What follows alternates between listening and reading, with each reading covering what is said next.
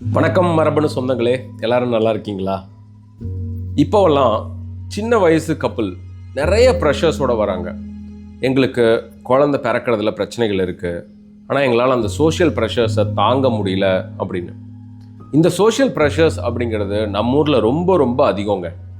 Particularly pregnancy related பிரச்சனைகள் இருக்கிற கப்பலுக்கு இது மிகப்பெரிய பெயினை கொடுக்குது, வலியை கொடுக்குது. ஒரு நல்லபடியாக கல்யாணம் ஆகி குழந்தை பிறக்குது அப்படிங்கிறவங்களுக்கு இது ஒரு பெரிய ப்ரெஷர் இல்லை. கல்யாணம் ஆகுது, மகப்பேறு இன்மைன்னு சொல்லக்கூடிய இன்ஃபர்டிலிட்டி அல்லது பல கருசிதைவுகள் நடக்குது, சில குழந்தைங்க பிறந்து இறந்து போகுது.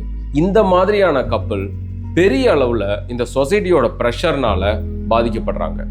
நம்ம ஊரில் கார் ஒரே மாதிரி இருக்காது, வீடு ஒரே மாதிரி இருக்காது, ஒரே மாதிரி சம்பாதிக்க மாட்டாங்க. ஆனால் கல்யாணம் பண்ணால் 10 மாதத்தில் எல்லாரும் ஒரே மாதிரி குழந்தைய பெற்று கொடுத்துடணும். இல்லைனா இவங்க எல்லாரும் கல்யாணம் ஆன நாள்லேருந்து குழந்தைக்கான ரேஸ் ஓட ஆரம்பிச்சிடுறாங்க. சரி, நல்ல விதமாக ஈஸியாக ஒரு குழந்தை பிறக்குது, பிரச்சனை இல்லை அப்படிங்கிறவங்களுக்கு இது ஒரு பெரிய ப்ராப்ளம் இல்லை. ஆனால் சில ஜெனட்டிக் டிஸார்டர்ஸ்னாலேயோ அல்லது ஏதோ ஒரு உடல் உபாதையினாலேயோ அவங்களுக்கு குழந்தை பிறக்கிறது தள்ளி போகலாம், குழந்தைங்க பிறந்து இறக்கலாம், நிறைய மிஸ்கேரேஜஸ் நடக்கலாம். இந்த மாதிரி கப்பல் பயங்கரமான ப்ரெஷருக்குள்ளே போகிறாங்க.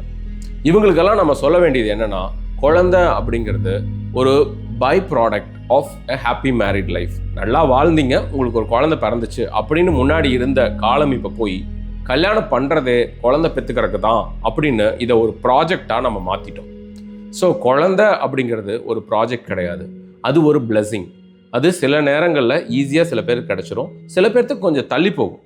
அந்த மாதிரியான சோதனை காலகட்டங்களில் அவங்களுக்கு நம்மளால் எவ்வளோ சப்போர்ட்டிவாக இருக்க முடியுமோ அவ்வளோ சப்போர்ட்டிவாக மட்டும்தான் நம்ம இருக்கணும்.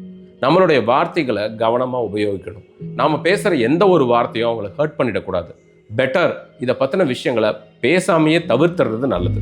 ஸோ சொசைட்டியாக நம்மளுடைய ரோல் என்னென்னா, இந்த மாதிரி ஏதாவது ஒரு ஃபேமிலி கஷ்டப்பட்டுட்டு இருக்காங்கன்னா அவங்களுடைய பெயினை அதிகப்படுத்துகிற மாதிரி எதுவுமே பேசாதீங்க.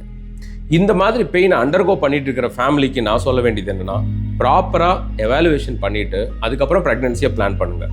நம்பிக்கையோடு இருங்க, உங்களுக்கான பிளெஸ்ஸிங் கரெக்டான நேரத்தில் உங்களை வந்து அடையும். இந்த இன்ஃபர்மேஷன் உங்களுக்கு பிடிச்சிருக்கும்னு நினைக்கிறேன். பிடிச்சிருந்துச்சுன்னா எல்லாருக்கும் ஷேர் பண்ணுங்கள். மறுபடியும் ஒரு இன்ட்ரெஸ்டிங் இன்ஃபர்மேஷனோட மீட் பண்ணலாம். Till then, bye.